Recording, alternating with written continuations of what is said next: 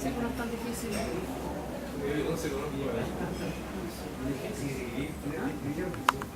Ah, ya.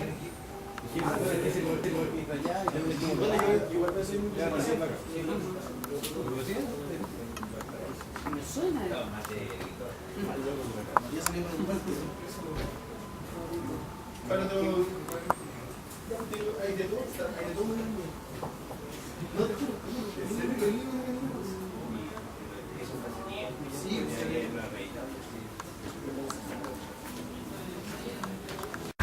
Dejo con ustedes a Damaris Calderón. Bueno, primero saludarlos y agradecer la invitación a Ediciones del Temple y Ernesto. Yo también debo decir que yo a Ernesto no lo conocía hasta hoy día, lo conocía solo a través de electrónicamente por sus colaboraciones en Letras S5, por una entrevista que me había hecho y por mail que nos habíamos cruzado. Por lo tanto, lo conozco en lo que uno debería estrictamente conocer muchas veces a los poetas, en su poesía, en su verso, ¿no? Y por este libro, Higiene. También quiero celebrar que el Temple siga con estas ediciones y celebrar el catálogo del Temple, el riesgo, la apuesta que ha tenido por autores, ¿no? Como Rafael Rubio, como Gustavo Carrera Quebrón, Lila Díaz, David Buston, entre otros, ¿no? Y José Cose, que es un amplio espectro y una persistencia en el tiempo que hace que Ediciones del Temple, ¿no? Temple, templanza, persistencia, ya esté configurando este peso, ¿no? Literario dentro del panorama, si se quiere, disperso, si se quiere, disgregado de la poesía chilena, pero también sustancial. Yo he escrito unos apuntes aquí, manuscritos que voy a tratar de entenderme para leer a ustedes, para leerles a ustedes sobre este libro de Ernesto Higiene, que ha sido un conocimiento, ¿no? del poeta que es Ernesto. Higiene, un cadáver que se lava con esmero.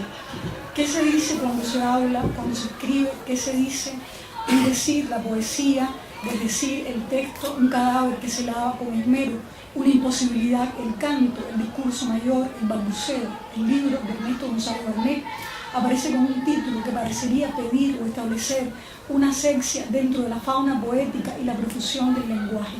Desconcertante, Higiene se abre en dos partes y entreabre con dos secciones, Higiene 1 y Opiniones 2.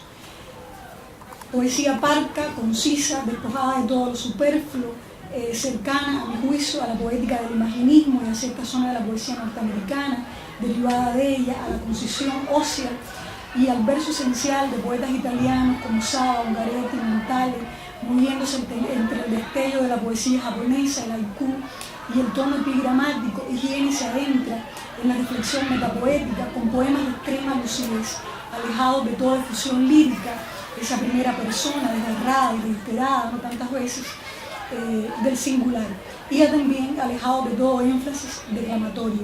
Hay exageración en nuestras vidas como adornos en el árbol de Navidad, advierte Ernesto González Barnet, y su poesía y su poética se distancian de la exageración, del patos trágico, de la impostura. Escribir es buscar en el tumulto de los quemados del hueso de la pierna, que corresponde al hueso de la mano, miserable mixtura, nos advertía ya Pizarnik. Y Lin ya se había adentrado en esa zona de hiato, en esa zona muda, oscura, en donde señalaba: nada tiene que ver la palabra dolor con su enunciado, ¿no?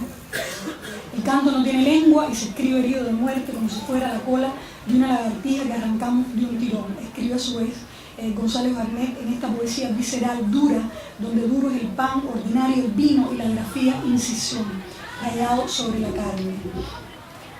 Creo que dentro de la coherencia del poemario, que apuesta por lo mínimo, por un tono menor, entre comillas, alejado del barroco, del neobarroso, de la poética del despilfarro, con una economía de recursos, poesía escalpelo, que trabaja más por supresión que por añadidura, destacan, a mi juicio, los poemas El Loro, del muladar, que no se posa en tu hombro y no canta, cuyo chillido ha de ser de reparo y no de adorno, enfatizando así, ¿no?, lo alejado que está de lo decorativo y de lo pulido de la forma, del brillo de superficie para acabar en lo hondo, en lo oscuro.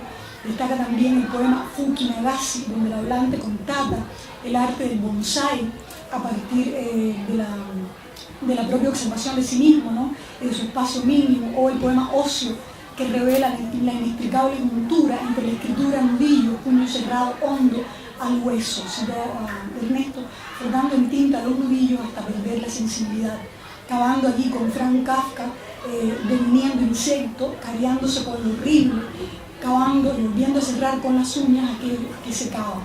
Poesía que asume el dejo, el fracaso, como señalaba acá Julio, que se desplaza sitiada por líneas cerradas, que se permite el fallar y sin embargo sigue, persevera, no desiste porque no desiste y vuelve sobre la hoja con ironía a veces, con autoironía, con comentarios críticos a las citas que emplea. Queda entonces saludar a Ediciones del Templo por la apuesta de estos autores en su catálogo, saludar la salida y la edición de este libro de Ernesto González Barnet, donde entre tanto palabrerío, tanto paloteo de la poesía contemporánea y de la poesía del patio, destaca esta rigurosidad implacable, como implacable se supone que sea el destino de este tono menor de unos versos donde las palabras recuperan, a pesar de la duda, ese poder íntimo, incisivo, desolación y páramo de una vida construida sin bautismo. Cito a Ernesto, puedo cortarme, pero basta con las palabras, ha dicho el poeta. Nos dice la Blanda en el poema final del poemario, que como todo caballo golpea oscuro en su propia cerca, creando imágenes que a la vez se postulan por un borramiento, va escribiendo una especie de antipoética de la hechura del vacío, de botellas vacías, de latas prendidas y de nubes. El poemario refija, limpia y sobria, la imagen de un caballo enfermo que humea el prado buscando un rincón limpio donde morir. Rincón limpio, desolado, higiene, que procura este libro dentro del muladar de la existencia, dentro del muladar de la poesía. Muchas gracias. Creo que lo esencial es leer al poeta en la escritura.